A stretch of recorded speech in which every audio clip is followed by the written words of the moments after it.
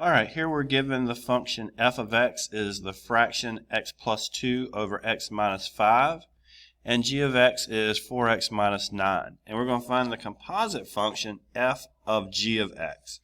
So we're going to take f, and we're going to write it down, but we're going to leave a placeholder for every x.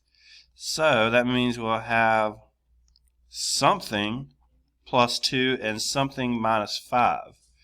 And that something will be replaced with the g function, 4x minus 9. So we'll have 4x minus 9 plus 2 on top, 4x minus 9 minus 5 on the bottom. So if we clean that up a little bit, it'll be 4x minus 7 up top, and on the bottom it'll be 4x minus 14. It may feel like you can cancel some stuff out there, but do not.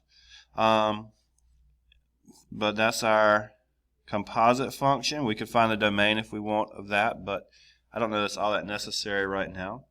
But then we're asked to find the function value f of g of 1. So we're just going to come back and we're going to plug 1 in everywhere. So we'll have 4 times 1 minus 7 up top, 4 times 1 minus 14 on the bottom. So 4 minus 7 is negative 3, 4 minus 14 is negative 10.